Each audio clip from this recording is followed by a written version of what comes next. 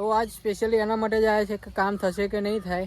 તો આપણે જોવા આવ્યા છીએ. તો આપણે રીંગણના તમને છોડ બતાવું તો અમુક જગ્યાએ તમને હું બતાવું તો બેઠક પણ બેઠી છે, તમે જોઈ શકો છો. તો આ રીતેની કન્ડિશન છે મિત્રો. હજુ પણ ભેજ છે જ, તો આની અંદર તો કંઈ થાય એવું અત્યારે છે નહીં.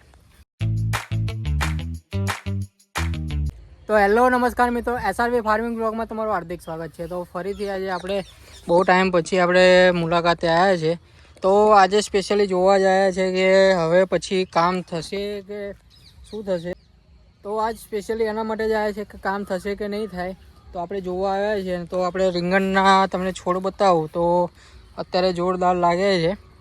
અને અમુક જે છોડ છે એ ભેંસોના લીધે અથવા તો અન્ય કોઈ પરિસ્થિતિના લીધે અહીં જયા છે, પણ કોઈ વાંધો નહીં, આપણે કામ તો કરાવીશું. બધે ફરીએ, જોઈએ કે હવે કાલે આપણી ઈચ્છા છે કે ગોળ મરાવીને આપણે આની અંદર જો માટી દબાવી દઈશું, જેથી કરીને જે છોડ કમ્પ્લીટ થયા છે એની અંદર કોઈ પ્રોબ્લેમ ના આવે. અને છોડ તો ઘણા બધા છે, તમે જોઈ શકો છો.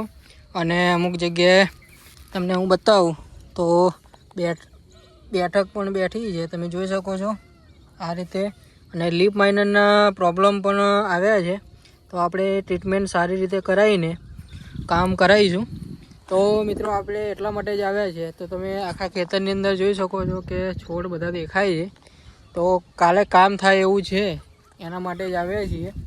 તો જોઈએ હવે કામ કરાવીશું. લીપ માઇનરના પ્રોબ્લેમ વધારે દેખાય છે. અને તમને ફ્લાવરિંગ પણ બતાવું કે ફ્લાવરિંગ પણ આવ્યું છે. તો આ રીતેની સિસ્ટમ છે.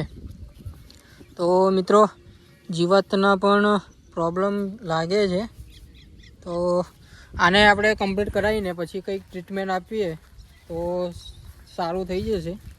બાકી જોઈએ અહીંથી તો આ પણ જેમના છોડ છે એ કમ્પ્લીટ જ છે. આપણે આગળ બતાવીએ બીજું. તો મિત્રો અમુક ટાઈમે ના આવવાનું કારણ એ જ છે કે અત્યારે વરસાદના લીધે ભેજ છૂટતો નથી જમીનમાં કોઈ પણ જગ્યાએ. તો એના લીધે શું આગળ કામ કરીએ એનું કંઈ ઠેકાણું હોતું નહીં. બાકી તમને બતાવું કે આ રીતેના છોડ છે. તો આની અંદર જો મૂળ ઉગાડા થઈ ગયા છે, તો આની અંદર માટી નખાઈને આ જે મૂળ છે એની અંદર આપણે દબાવી દઈશું, જેથી કરીને જે આગળ સારો વિકાસ થાય. બાકી છોડ તમને બધી જ જગ્યાએ જોવા મળશે. આપણે આ ખેતરની અંદર જે પાટલાવાળું ધરું છે એની અંદર પણ છોડ થયા છે કમ્પ્લીટ, પણ ઘણા બધા ખાલા છે. તો આ રીતેની સિસ્ટમ છે. તો મિત્રો હવે આપણે ચેક પણ કરીશું. જે આપણે પડતર ખેતર છે આગળ પહેલાં આપણે આવ્યા હતા, તો એ ટાઈમે તો ઘણો બધો ભેજ હતો અંદર, જેથી કરીને ખેડ થાય એવી છે હતી નહીં. પણ અત્યારે જોઈએ હવે જો ખેડ થાય એવી હોય તો ખેડ કરીશું, જેથી કરીને આગળનું કંઈક નવું પ્લાનિંગ થઈ શકે. તો મિત્રો એના માટે જોઈએ હવે. અને જે રીંગણ છે એની અંદર કમ્પ્લીટ સાફ કરાવીને પછી આપણે ટ્રીટમેન્ટ સારી આપીશું તો કામ કરશે. કારણ કે પછી આપણે ધ્યાન દેખ પણ આપીશું. અને જોઈએ હવે જે મરચીનું હતું એની અંદર પણ ભેજ કમ્પ્લીટ હજુ સુધી સુકારો પડ્યો નહીં. અને જોઈએ હવે કે આગળ કેવું છે. અત્યારે તમે કન્ડિશન જોઈ શકો છો. તો આ રીતેનું ગાયો ભેંસોએ ખાડો પાડી દીધો છે. તો મિત્રો જોઈએ હવે. તો આ જે બીજું ખેતર છે એની અંદર જોઈએ તો વરાપ પણ હજુ થયો છે નહીં.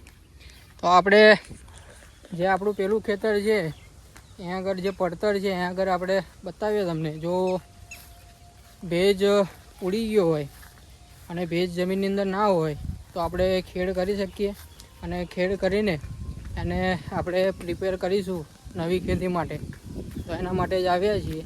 તો તમને બતાવું તો શું કન્ડિશન છે એ પણ બતાવું તમને, ત્યાં અત્યારની સ્થિતિ શું છે. તો મિત્રો આ રીતેના ઘણા ટાઈમથી આપણે વ્લોગ પણ બનાવતા, કારણ કે આપણે ખેતરે આવતા નહોતા. તો આજે આપણે જોવા આવ્યા છે કે કાલે આપણે કામ કરાવવાનું છે, તો એટલા માટે જોવા આવ્યા હતા. તો કાલે કરાવી દઈશું કામ પેલું રીંગણમાં, અને પછી આપણે સારી એવી ટ્રીટમેન્ટ આપીશું. જેથી કરીને છોડ જે રહ્યા છે એ સારા થઈ જાય. તો અત્યારે તો તમે જોઈ શકો છો. તો આપણે બતાવું તમને આ જે ખેતર છે ત્યાંનું શું છે કન્ડિશન. ભેજ ઉડી ગયો હોય તો આપણે કરીએ કંઈક કામ, બાકી અત્યારે થાય એવું છે નહીં. જોઈએ હવે.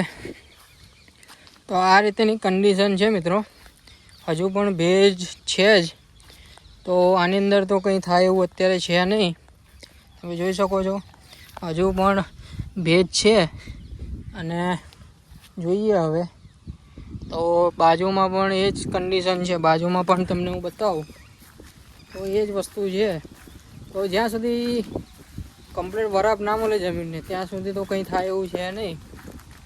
અત્યારે આવી કન્ડિશન છે. બાજુમાં વધારે પ્રોબ્લેમ છે. તમે જોઈ શકો છો કે આજે પાણી ભરાયું હતું એટલે કન્ડિશન આ ટાઈપની છે. હજુ ભેજ ઉડ્યો નહીં. તો મિત્રો આ રીતની સિસ્ટમ છે. આપણે ખાલી અત્યારે તો જે રીંગણ છે એની અંદર જ કામ કરાવી શકીએ, બાકી બીજામાં થાય એવું છે નહીં. તો કાલે કદાચ મેર પડે તો કાલે આપણે ગોળ મરાવીને માટી દબાવડાવી દઈશું અને પછી ટ્રીટમેન્ટ આપીશું, જેથી કરીને આગળ કોઈ પ્રોબ્લેમ ના આવે. તો મિત્રો આપણે આગળ પેલા ભાઈની જે મરચીની વાત કરી હતી, એમની એકલાની બચી હતી. તો એમાં શું કન્ડિશન છે, શું સ્થિતિ છે અત્યારે પાકની, એ તમને બતાવું. એમને પણ જો ઘણું બધું ઘાસ નીકળી ગયું છે. તો આ રીતની કન્ડિશન છે. તો તમને ત્યાં મરચીમાં જઈને બતાવું તમને શું કન્ડિશન છે. તો મિત્રો એમને પણ મરચી ફેલ જ છે, કારણ કે અમુક છોડ છે તમે જોઈ શકો છો. તો આ રીતના ઊભા છે. હવે આને આપણે ઉઠાવીશું તો જોઈએ. નવા મૂળ તો નાખ્યા જ નહીં. તો આ રીતની કન્ડિશન છે. છોડ એમને એમ જ ઊભો છે.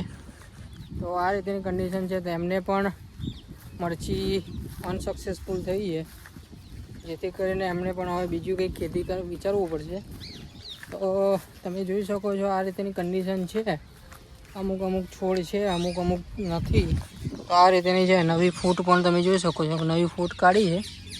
આ રીતનું છે. વરસાદ પછી બધા ખેડૂતને ઘણું બધું નુકસાન થયું છે. ડાંગરના હોય, શાકભાજી હોય, બધી જ જગ્યાએ બહુ નુકસાન થયું છે. તો આ રીતેમાં તમે જોઈ શકો છો કે એમના રીંગણના પાક, રીંગણની ખેતીમાં એમને પણ નવી ફૂટ જોવા મળે છે, પણ છોડ ઘણા બધા નીકળી ગયા છે.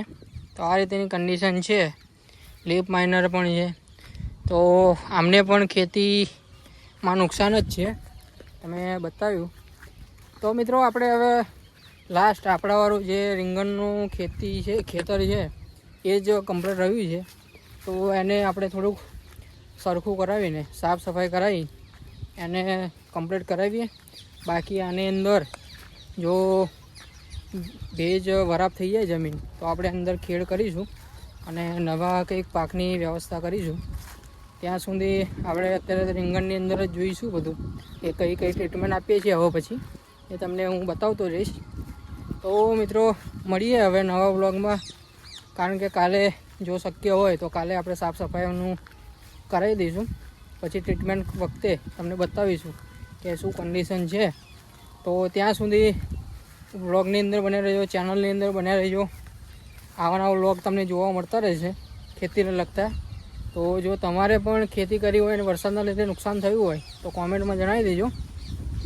બાકી ચેનલને સબસ્ક્રાઈબ કરવાનું ભૂલતા નહીં, જેથી કરીને આવા વ્લોગ તમને જોવા મળતા રહે અને તમારા પાકની અંદર કઈ પરિસ્થિતિ આવે છે, ખેડૂત કઈ રીતે હેરાન થાય છે, નુકસાન આવે છે, એ બધું તમને જાણવા મળશે. તો મિત્રો SRV ફાર્મિંગ બ્લોગને ચેનલને સબસ્ક્રાઈબ કરી દેજો અને બેલ આઇકન પર પ્રેસ કરી દેજો, જેથી કરીને નોટિફિકેશન મળી રહે.